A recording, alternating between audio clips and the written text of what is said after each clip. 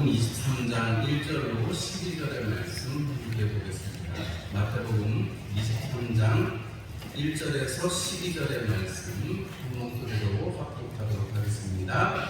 이에 예수께서 무리와 제자들에게 말씀하여 이르시되 서기관들과 바리새인들이 모세의 자리에 앉았으니 그러므로 무엇이든지 그들이 말하는 바는 행하고 지키되 그들이 하는 행위는 본받지 말라.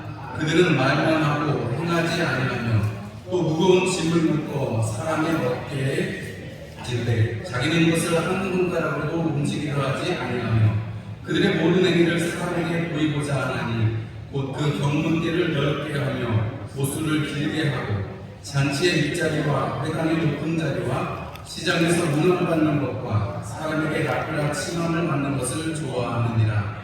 그러나 너희는 낙비라 칭함을 받지 말라. 너희 선생은 하나요 너희는 다 형제니라. 땅에 있는 자를 아버지라 하지 말라. 너희의 아버지는 한 분이시니 곧 하늘에 계신 이시니라. 또한 지도자라 칭함을 받지 말라. 너희의 지도자는 한 분이시니 곧 그리스도시니라. 너희 중에 큰 자는 너희를 숨기는 자가 되어야 하리라. 누구든지 자기를 높이는 자는 낮아지고 누구든지 자기를 낮추는 자는 높아지리라. 아멘. 우리 말씀 듣기 전에 함께 소망의 기도 이 시간에 말씀을 위해서 기도하시고 말씀 듣도록 하겠습니다.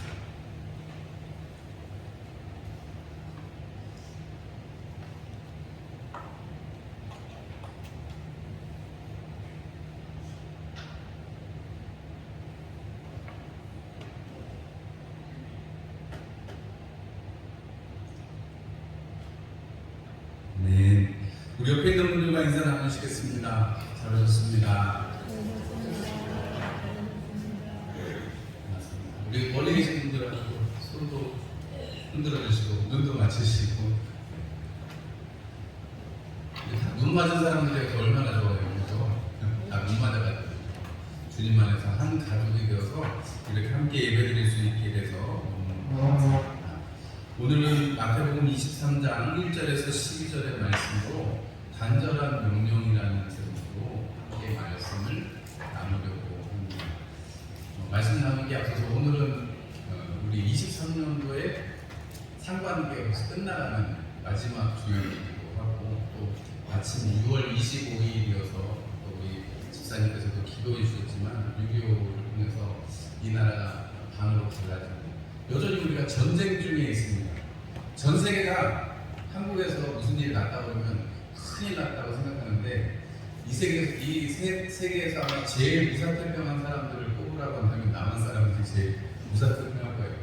뭐 북한에서 미사일을 쏴도 뭘 무너뜨려도 우리는 아무런 타격을 안 받잖아요. 그냥 그런가 보다 쟤네들이 또 저러네 이래서까지 전쟁이 날 거라고는 아무도 생각 안 하시잖아요. 우리 지금 휴전 중이에요. 그래서 그런 걸 생각하면 우리가 얼마나 평안함을 하나님께서 주셨고 또 이렇게 경제가 발전해서 우리가 그런 걱정을 하지 않아도 될 정도로 왜냐면 우리가 그만큼 힘이 있으니까요. 옛날에는 그냥 탱크가 밀고 들어오니까 그냥 쭉 밀려가지고 우리가 후퇴를 했지만 한강다리 힘도 후퇴했지만 지금은 뭐 딱 전쟁 나기 전에 이미 우리나라에서 알고 있을 수 있는 국력이 됐거든요. 그리고 뭐 미국이 또 도와주기도 하고 그러니까 뭐 이제는 걱정이 없으니까 우리가 지금 무사태평으로 살고 있습니다.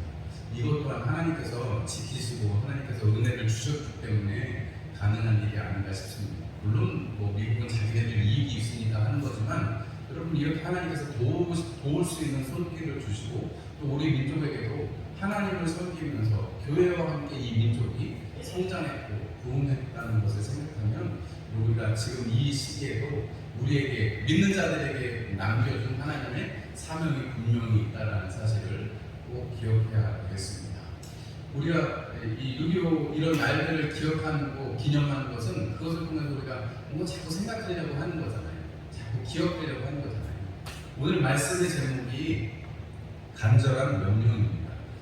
명령하고는 사실 어떻게 보면 동떨어진 내용일 수도 있습니다. 마태복음 23장 전체가 예수님께서 잡히시기 한 3일 전이 되는데 예수님이 잡히시기 전에 성전에서 가르치실 때 바리새인들도 오고 사두개인들도 오고 다시 한번 또 바리새인들도 와가지고 네가 무슨 권위로 가르치냐, 부활은 뭐냐, 세금은 뭐냐, 이런 식으로 예수님께 물어보고 마지막에는 어떤 계명이 제일 크냐 해서 예수님을 책잡으려고 했잖아요. 그런데 예수님께서 그들을 다 물리치셔가지고 22장 마지막 절에는 뭐라고 써있어요? 그들이 이제 한마디도 대답을 못하고 다 물러갔다, 이렇게 표현을 하고 있습니다. 그 상황에서 그 자리에 남아있는 사람들은 어떤 사람들이에요? 일단은 제자들이 남아있고, 그리고 예수님의 말씀을 듣고 하나님의 나라를 사모하는 사람들이 그 자리에 남아있지 않았겠어요?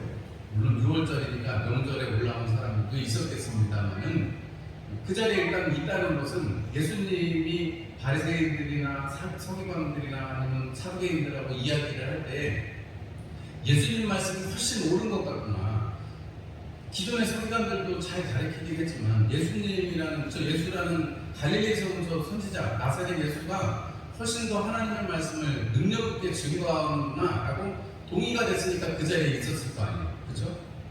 안 그랬으면 바리새인들이나 서기관들이나 사두개인들이나 물러갈 때 예수님 말씀에 반대됐던 사람들이나 거기 동조했던 사람들 같이 물러갔겠죠. 그렇죠, 여러분? 그러니까 오늘 여기 무리하고 제자들이라는 것은 적어도 예수님의 말씀에 이 마음이 움직여서 함께하고 있는 사람들, 제자들, 그리고 무리들 중에서도 예수님의 말씀에 귀 기울이고 있는 사람들인 것입니다. 여러분, 제자들의 심정을 한번 잠깐 생각해 보시면 참 재밌을 것 같아요. 왜냐하면 예수님 모시고 성전에 들어올 때, 예루살렘 성에 들어올 때 어떻게 했어요? 막 사람들이 다윗의 자손이 하면서 호산나 다윗의 자손이 하면서 엄청 왕이 오는 것처럼 반겨줬잖아요. 물론 어린 나귀를 타고 들어오셔서 초라하게 그지 없었지만 사람들이 자기들 겉옷을 벗어서 바닥에 깔고 종려나무 가지를 꺾어다가 바닥에 깔고 흔들면서 예수님 다윗의 자손이여 오시옵소서 하는 그런 이 소리를 들으면서 예루살렘에 입성했단 말이죠. 그리고 성전에서 예수님께서 서서 가르치시면서 사실 지금 명절이 다 와가지고 아무나 서서 가르칠 수 있는 게 아닌데, 그러니까 시기도 붙었기도 했습니다만 예수님이 바리새인들이라든지 제사장들이라든지 사두개인들이라든지 이런 사람들하고 싸워가지고 논쟁을 해서 누가 이겼어요? 예수님이 이기신 거죠. 예수님이 아무 대답도 못하게 요즘 애들 표현을 하면 발라버리신 거죠. 생선 가시밭이 그들을 다 말씀으로 아무 말도 못하게 예수님께서 물리치신 거나 마찬가지입니다. 제자들 마음속에 어떤 마음이 있겠어요? 예수님 짱이다. 예수님 짱이다. 그리고 이제 제자들은 예수님께서 지금 3번에 걸쳐서 내가 이제 순환을 받고 고난받고 3일 만에 다시 살아나야 되겠다 하신 말씀을 제자들은 아마 까맣게 잊어버렸을 거예요. 왜냐하면 예수님이 말에서 한 번도 지지 않으시고 그들을 다 말씀으로 다 물리치시고 지혜로 다 물리치시니까 하나님의 뜻을 밝게 나타내 주시니까 제자들은 예수님이 내가 십자가에 달려서 죽은 다음에 다시 살아나야겠다는 그 말씀을 제자들은 아마 까맣게 잊어버렸을 것입니다. 왜냐하면 예수님 이기니까 뭐 요즘 애들 말로 예수님 짱이죠. 예수님 짱이죠. 예수님 다 이겼으니까요. 말로 다 이기고 말씀으로 다 이겨버렸으니까 그런 예수님을 앞에 놓고 봤을 때 그 앞에 있는 제자들은 정말 마음이 엄청 좋았을 거예요. 여러분, 그런 마음을 가지시기를 주님의 이름으로 축복합니다. 물론 그래서 제자들은 그 말씀을 받으면서도 오늘 예수님이 이렇게 또 다시 한번 간절한 명령을 하심에도 불구하고 다 잊어버리고 예수님 잡히시자마자 다 도망갔지만 그럼에도 불구하고 성령께서 우리 안에 오셔서 그렇게 실패할 수밖에 없는 제자들이지만 그렇게 실패할 수 없는 우리 중에 한 사람 같은 나지만 주님께서 성령께서 우리 가운데 오셔서 우리에게 힘 주시고 이 명령을 다시금 듣게 하시고 다시금 이 명령으로 살아가게 하시는 것은 우리가 이 땅에서 존재하는 이유가 또 우리를 하나님께서 세우셔서 말씀 속에서 세우셔서 성령께서 우리 안에서 역사하셔서 우리를 움직여 가시는 이유가 이 명령을 준행하게 하려고 하시는 것을 우리는 알 수가 있습니다. 목사님들은 말씀 제목 정하는 거 고민이 많거든요. 오늘도 이 말씀의 구조를 얼마만큼 할 것인지. 왜냐하면 여러분 우리가 23장 읽어보시면 알지만 화 있을진저 서기관들과 바리새인들이요 하는 얘기로 가득 차 있습니다. 화 있을진저 이 말로 그냥 뭐 대변될 수 있습니다. 저주를 받은 거나 마찬가지죠. 그런 말씀을 예수님이 계속 하세요. 그래서 그 말씀을 무엇으로 해석하고 무엇으로 이해를 해야 될까 할 때 이게 예수님이 부탁하시는 것일까, 이것이 명령하신 것인가 하는 고민을 제가 일주일 동안 하면서 이것은 예수님의 명령이다라고 해석을 했어요. 이것이 예수님께서 우리에게 주신 명령이요, 이것이 우리가 십자가를 앞에 두고 예수님께서 다시금 제자들에게 이야기하시고자 하는 것, 그리고 천국을 소유한 자들로서 회개하라 천국이 가까웠다, 하나님의 나라가 가까이 왔다 하는 그 말씀을 듣는 자들에게, 그리고 하나님의 나라를 사모하는 자들에게, 천국을 사모하는 자들에게 주님께서 하시고자 하시는, 이제 대중을 향해서는 이제는 마지막이잖아요. 이제 제자들에게는 뭐 한두 번 더 이야기하실 기회가 있습니다만 많은 청중들을 앞에 놓고는 이 말씀을 하시는 건 마지막이에요. 이렇게 간절하게 그들에게 이 말씀을 다시 한번 이야기하시는 것입니다. 어떤 말씀을 하시고자 하는 것인가? 여러분, 우리가 예수님께서 이 예루살렘에 입성하시기 전에 야고보의 어머니가, 야고보와 요한의 어머니가 와서 무슨 부탁을 했어요? 주님의 나라가 오면 하나는 우편에 하나는 좌편에 앉혀주십시오 하고 청탁을 했잖아요. 얼마나 자신이 있었으면, 얼마나 그동안에 잘 섬겨왔으면 우리 아들이, 그래도 내가 지금까지 한 게 있으니까 우리 아들들을 좀 우대를 해주십시오 했더니 예수님께서 뭐라고 말씀하셨어요? 큰 자가 되려면 섬기는 자가 되어야 한다. 마태복음 20장 26절과 27절 28절의 말씀에 너희 중에는 그렇지 않아야 하나니 너희 중에 누군지 크고자 하는 자는 너희를 섬기는 자가 되고 너희 중에 누구든지 으뜸이 되고자 하는 자는 너희의 종이 되어야 하리라. 이 말씀을 예수님께서 주셨어요. 그리고 오늘 말씀으로 마지막에는 너희 중에 큰 자는 너희를 섬기는 자가 되어야 한다라고 다시금 말씀하고 계시는 것입니다. 인자가 오는 것은 섬김을 받으려 함이 아니라 많은 사람들을 위해서 자기 목숨을 대속물로 주려 함이라 주님이 그 말씀을 결론으로 맺어주셨습니다. 주님이 그렇게 하셨으니까 이 제자들은 예수님을 선생님으로 쫓아다니는 사람들이잖아요. 그러면 선생님이 한 그대로 하는 것이 제자들이 해야 되는 일이니까 지금 예수님께서는 내가 이렇게 했으니까, 내가 인자가 온 것은 섬김을 받으려고 하는 것이 아니라 당하는 사람이 서기관이에요. 예수님께서 마태복음 13장 52절 말씀에 천국의 제자된 서기관마다 마치 새 것과 옛 것을 그 곳간에서 내오는 집주인과 같다 이렇게 말씀하시면서 천국의 제자된 서기관은 옛 것과 새 것을 율법과 그 이후에 오는 은혜의 것들을 때때로 잘 내오는 사람이 되어야 한다고 제자들에게 권면을 하셨죠. 그래서 이 서기관들은 언제부터 이렇게 물론 이렇게 목욕을 하고 하나님의 말씀을 필사하고 이런 일들도 했습니다. 이 서기관들이 언제부터 이 이스라엘의 역사의 중심이 되었고, 또 오늘 예수님께서 이 마지막 말씀을 하시면서 경계해야 될 사람들, 경계해야 될 신앙의 모습들을 서기관과 바리새인들이요 이렇게 이야기하고 계시는데, 서기관이 뭐냐면 그렇게 행정의 일들을 감당하는 사람들이라고 했잖아요. 그 바벨론 포로 이후에 이 서기관들이 이렇게 여러 가지 행정적인 일이나 이렇게 문서나 역사에 관한 일들을 배운 사람들이 하나님의 말씀을 열심히 연구를 하는 거죠. 그래서 우리가 그 하나님의 말씀을 연구해서 돌아온 사람이 에스라라는 사람인데, 에스라라는 선지자인데, 에스라서에 보면 에스라서 7장 10절에 이런 말씀이 있습니다. 에스라가 여호와의 율법을 연구하여 준행하며 율례와 규례를 이스라엘에게 가르치기로 결심하였었더라. 이렇게 성경은 기록하고 있습니다. 서기관으로서 에스라라는 사람이 포로에서 돌아와가지고 사람들에게 율법을 연구해서 스스로 준행하고, 그리고 사람들에게 율법을 가르쳐서 율법대로 살아갈 수 있도록 가르쳤다라고 성경은 기록하는데, 에스라는 어떤 일에까지 있었냐면 레위인들이 이방 여인하고 결혼한 거 이혼해라, 이혼까지 시키는 장면이 에스라서에 기록이 되어요. 율법에 섞지 말라고 하는 것을 섞은 것을 지적을 하고 너희들이 갈라서라 라고 이야기합니다. 실제로 그렇게 되었고,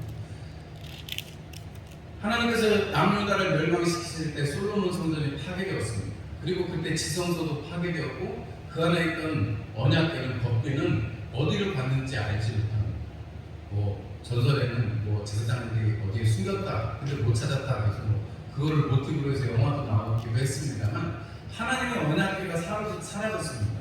그 그룹 사이에 하나님의 임재가 있는, 그래서 거기서 1차 대제사장이 나가서 그 지성소에서 하나님을 만나고 하나님 앞에 속죄의 제사를 드려야 되는 것이 이스라엘 백성들인데, 유대인인데 이제 더 이상 그 일을 할 수가 없게 되었어요. 그리고 포로에 끌려가서는 더 이상 예배드릴 제사할 곳이 없으니까 이제 사람들의 신앙의 중심이 무엇으로 바뀌었냐면, 사람들이 모이고 거기에서 하나님의 말씀을 연구하고 하나님의 말씀대로 살아가는 것을 목표로 그렇게 사람들의 모임이 변화가 되었습니다.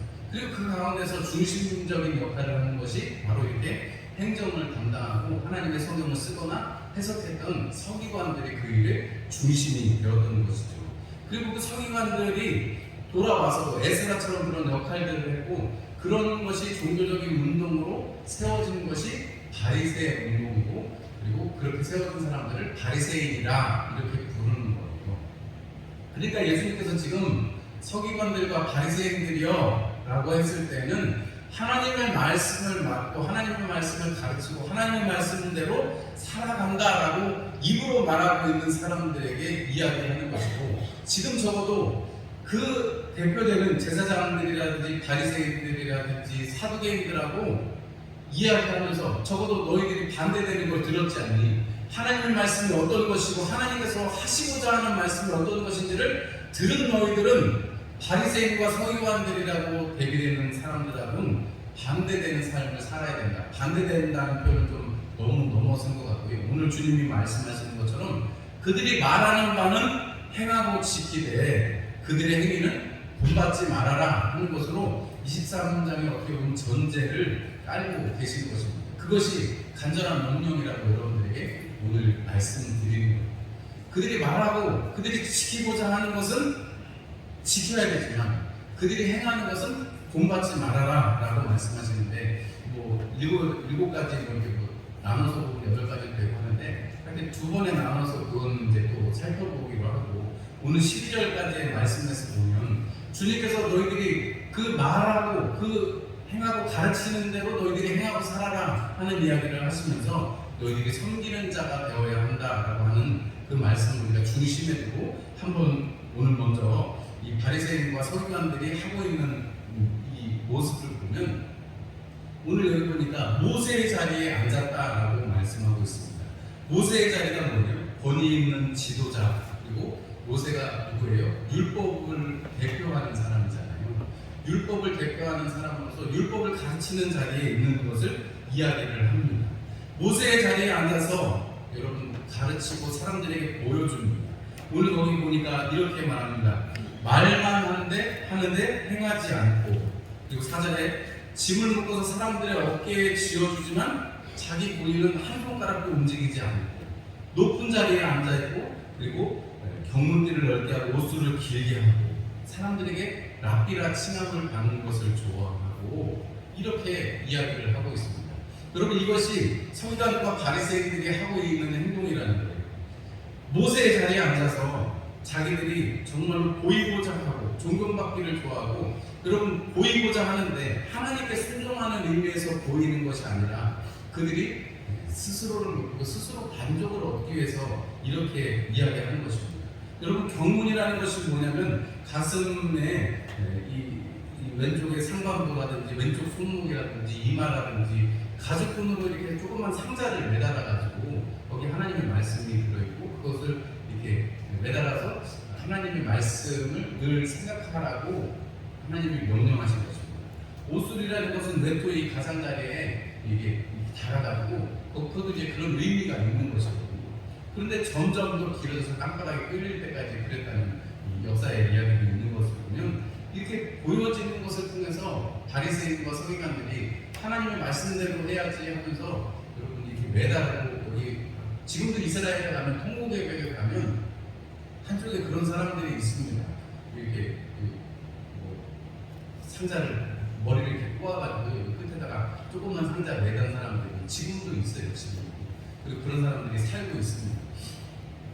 여러분, 이것이 예수님의 말씀에는 보이기를 좋아하는 것이지, 그리고 말하기만을 좋아하는 것이지 사실은 하나님 앞에 있지는 않다라는 것입니다. 여러분, 주님께서 이것을 통해서 그들이 사실은 말씀을 가르치고 말씀을 베품을 통해서 섬기는 사람들이 되어야 되는데 섬기지 않고 그냥 말만 하는 사람이 되었다는 거죠. 예수님은 그것을 경계하시는 것입니다. 큰 자가 되려면 모세의 자리라고 하는 그 큰 자리에 앉으려고 한다면 그러면 섬기는 자가 되어야 한다는 것입니다. 여러분, 우리가 신앙의 위인들이나 우리가 믿음을 본받고자 하는 사람들의 특징이 있습니다. 뭐예요? 하나같이 말씀을 말씀대로 살아낸 사람들을 우리가 다 존경합니다. 맞죠, 여러분? 말한 대로 안 하는 사람을 존경하지 않습니다. 말한 대로 안 하는 사람은 욕하죠. 나라님이 됐던 아무리 훌륭한 사람이었을지라도 나중에 그 자기 한 말대로 살지 않는 사람을 우리는 욕합니다. 여러분, 우리가 이 바리새인과 서기관들이 말을 해놓고 그대로 지키지 않는다면, 오히려 그리고 드러나는 것만 좋아한다면 주님께서는 그것을 경계하고 계시는 것입니다. 제가 학생 때 이렇게 교회에서 문학의 밤이나 이런 거 하면 저도 주연이 그렇게 하고 싶었다니까요. 근데 저는 주연을 잘 안 시켜주더라고요. 연기력이 없어서 그런지 모르겠지만 주연을 잘 안 시켜줘요. 늘 조연만 했어요. 그리고 저는 뒤에서 오히려 나중에는 오히려 그냥 내가 잘 못하니까 그런 것도 있고, 또 제가 내성적이었던 것도 있기도 하고, 그래서 나중에는 오히려 뒤에서 일하는 거, 조명 같은 거 만들어서 이렇게 비슷해지고 이런 거를 오히려 좋아했어요. 사회를 보고 주연을 하고 성국에서 주연을 하고 그러면 막 주목받고 그러면 좋을 텐데, 그 속에는 그런 마음이 있는데 사실 시간이 지나면서 꼭 그것만 되는 게 아닙니다. 이게 다 이루어지려면 조연도 있어야 되고 뒤에서 조명 켜주는 사람도 있어야 되니까 나중에는 이런 것도 가치가 있는 것이구나 해서 그 일을 많이 했더랬습니다. 그리고 늘 언제나 섬겨야지, 예수님 만나고 나서는 늘 섬겨야지, 섬기는 게 예수님이 말씀하신 거니까 섬겨야지 하고 늘 섬기는 일에 조금 앞장을 섰더랬습니다. 근데 한편으로는 보니까 그러면서 사람들이 인정을 해주고 사람들이 이렇게 존중, 그 땀 흘리는 것 때문에 사람들이 존중을 해주는 건데 어느샌가 제가 해보면 교만한 마음이 있었던 것을 제가 발견하게 됐습니다. 제가 성교단체에서 열심히 해가지고 거기서 이렇게 속해가지고 있는 사역자들보다 저는 거의 사역자급 헌신자라고 해서 거기 사역자도 아닌데 너무 열심히 섬기니까 거의 사역자에 준하는 대우를 받아서 먹는 거라든지 이런 거 다 사역자에 준하게 대우를 받았습니다. 근데 제가 시간이 지나고 그렇게 보면 그렇게 섬길 때 정말로 낮아져서 섬기는 게 아니라 뭔가 좀 이렇게 뻐기는 모습이 있었다는 것을 말씀을 준비하면서 다시금 생각하게 됐습니다. 예수님께서 잡히시기 전에 이렇게 회중들 가운데서 그리고 제자들에게 다시 한번 너희들이 어떻게 하면 하나님의 나라를 너희들이 잘 소유할 수 있겠는가? 마태복음 13장에 여러분 기억하시는지 모르겠어요. 예수님께서 씨 뿌리는 비유를 이야기하십니다. 길가에 가시밭에, 돌짝밭에, 그리고 좋은 밭에 뿌린 씨에 대해서 이야기하시면서 마태복음 13장 전체에 하나님의 말씀을 받은 씨 뿌리는 말씀을 듣고 깨닫는 자가, 그래서 결실을 하는 자가 30배, 60배, 100배, 60배, 30배의 결실을 하는 자가 중요하다, 결실 맺는 것이 중요하다라고 하신 말씀을 우리가 여기 23장에 다시금 가져올 필요가 있습니다. 예수님께서 그 말씀을 하시고 나서 제자들이 그게 무슨 비유입니다. 예수님, 길가에 돌짝밭에 가시밭에 뿌렸다는 게 무슨 뜻입니까? 좋은 밭에 뿌렸다는 게 어떤 뜻이에요? 우린 잘 모르겠어요. 예수님이 비유로 내가 너에게 말한다고 하시면서 풀어주시고, 그러면서 말씀을 듣고 깨닫는 것이, 그리고 깨달으면 뭐예요? 깨달은 대로 결실, 행하는 것이 바로 믿음의 삶이다라는 것을 말씀하시면서 천국에 대한 비유를 쭉 해주십니다. 천국은 좋은 씨를 자기 밭에 뿌린 사람, 그래서 가라지가 있지만 마지막 때에서야 그것을 추수 때에야 그것을 거둘 것이다. 그리고 겨자씨 하얀 것 같다, 가루 손만에 갖다 놓은 누룩과 같다. 그리고 감추인 보화, 값진 진주, 그리고 물고기를 모으는 그물과 같다, 이렇게 천국에 대해서 설명을 해주셨습니다. 그리고 그 설명을 해주시면서 하신 말씀이 아까도 말씀드렸지만 마태복음 13장 52절에 천국의 제자된 서기관마다 마치 새것과 옛것을 그 곳간에서 내오는 집주인과 같을 것이다 라고 말씀하시면서 제자들에게 너희들 이해했지? 라고 물어보니까 제자들이 다 뭐라고 대답했냐면 이해했습니다 라고 대답하는 거예요.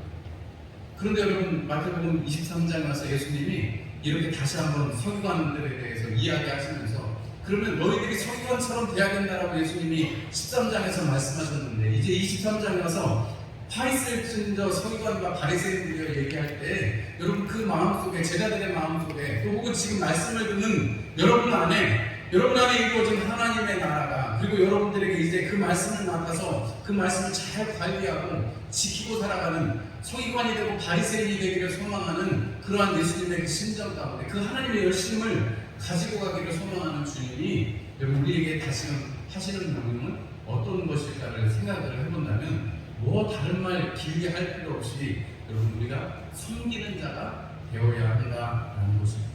여러분 우리가 섬기는 자가, 서로 섬기는 자가 되시기를 주님의 이름으로 축원합니다. 섬기니까 좋잖아요. 그렇죠? 섬기면 땀을 흘리면 좋잖아요. 여러분 우리가 서로를 위해서 여러분 물질을 희생하고 시간을 희생하면 여러분 그것을 누가 갚아주세요? 주님이 갚아주세요. 맞죠 여러분? 사람은 그냥 칭찬을 한번 해줄 수 있습니다. 고맙습니다. 고마워요. 이 말로 끝날 수 있지만 여러분 하나님께서는 그것을 기억하셔서 어떻게 하신다고요? 반드시 갚아주신다고요. 여러분 섬기면 하나님의 그 섬김을 친히 하나님이 우리를 섬기시면서 우리에게 갚아주십니다. 여러분 고넬료를 한번 기억해 보세요. 고넬료가 하나님 앞에 기도하면서 그가 구제에 늘 힘쓰면서 하나님의 말씀대로 섬김의 삶을 살아가니까 그의 삶과 그의 기도를 하나님께서 기억하셔서 기도의 시간에 고넬료를 부르시고 고넬료에게 베드로를 청해서 말씀을 들으라 하시는 것이에요. 여러분 말씀 들어서 예수 영접하는 것만큼 수직 맞는 게 어디 있어요? 여러분 이 땅에서 복권 맞아가지고 몇십억 받는 거는 여러분 잘 쓰면 평생 쓰겠지만 여러분 그것 때문에 몇 년 안에 폐가 망신해가지고 어려움 당하는 사람들이 훨씬 많습니다. 여러분 그런 걸 생각하면 돈이 많아졌다고 해서 꼭 좋은 게 아니고 여러분 우리 인생에 있어서 정말로 수지 맞는 길은 우리 인생의 구주 되시는 예수 그리스도를 영접하고 하나님을 아버지라고 부르며 영생을 소유하고 살아가는 것, 여러분 이것만큼 못된 게 없다 하는 것입니다. 그리고 그것을 통해서 우리가 그 영생의 삶을 살아가는 것이기 때문에 주님께서는 그 영생의 삶을 살아가는 원리는 섬기는 자가 되어야 한다라는 것입니다. 왜요? 주님께서 우리를 높여주시고 우리를 섬기고자 하시기 때문에 그렇습니다. 내가 나이가 많아서 이제 나는 섬기는 게 아니라 나를 섬겨줘야지. 아닙니다. 내가 장로님이 됐으니까, 목사님이 됐으니까, 권사님이 됐으니까 나를 섬겨줘야지. 아닙니다. 여러분 우리에게 하나님께서 직분을 맡기시고 우리에게 더 연륜을 있게 하시는 것은 그것으로 하여금 하나님의 나라를 더 지금까지 경험하면서 본 것들 직분에 맞게, 그 세월에 맞게 하나님께서 우리에게 더 많이 섬길 수 있는 힘을 더해 주시기 때문입니다. 여러분 우리가 앉아있을 때, 누워있을 때, 힘들 때에도 여러분 우리를 섬길 수 있는 방법이 많이 있습니다. 기도로 섬길 수 있습니다. 하나님의 일을 바라보고 말씀을 선포함으로 섬길 수가 있습니다. 여러분 그 일에 여러분들이 쓰임받으시기를 주님의 이름으로 축원합니다. 제가 교회에 와서 여러 가지 이렇게 환경적인 것들을 정리할 때도 우리 어르신들을 섬기는 마음으로, 제가 너무 교만한 마음을 주는, 우리 어르신들이 훨씬 잘하시지만 우리 장로님들이나 지사님들, 권사님들이 훨씬 잘하시는데 저는 제가 젊어가지고 제가 해야 된다고 생각했거든요. 근데 어쨌든 그 섬기는 걸 통해서 저도 교회를 깨끗하게 하고 교회를 섬기고 또 말씀으로 섬기고 늘 말씀을 준비를 하면서 여러분 이것이 섬기는 것이다라는 것을 늘 다시금 마음에 되새기면서 여러분 그렇게 말씀을 준비하고 합니다. 여러분 주님께서 파리새인저 서기관과 바리새인들이여 하고 계속해서 외치십니다. 여러분 이것이 지금 우리들과 제자들이 앞에 듣고 여러분 다른 얘기, 축복된 얘기, 복의 얘기를 하는 게 아니고 파리새인저 서기관과 바리새인들에게 저주를 받아라 바리새인과 서기관들아 이렇게 말씀을 하시는데, 여러분 이게 단어로 예수님께서 지금은 바리새인과 서기관들이 다 물러갔어요. 여러분 그 안에 있는 사람들은 바리새인과 서기관들이 있을지라도 하나님의 나라를 사모하고 하나님의 말씀을 듣기를 사모하고 예수님이 말씀하시는 바 하나님을 경험하기를 원하는 사람들이 그 자리에 있는 것입니다. 여러분 그런데 예수님께서 계속해서 그 앞에서 듣지도 못할 사람들을 향해서 화 있을진저 바리새인과 서기관들이여 얘기하신 거세요? 아니죠. 그 앞에 있는 사람들에게, 무리들에게, 제자들에게 너희들이 정말로 서기관처럼 바리새인처럼 하나님의 나라를 사모하고 하나님의 말씀으로 섬김의 삶을 살아라 라고 명령하시는 것입니다. 간절하게 명령하시는 것입니다. 부탁을 넘어선 명령입니다. 여러분 이것이 여러분들 한 주간을 사로잡으시고 또 마지막 우리 남은 하반기를 살아내는데 여러분들의 마음을 붙잡으시는 말씀과 명령이 되시기를 주님의 이름으로 축원합니다. 우리 함께 찬송 331장 찬송 드리시면서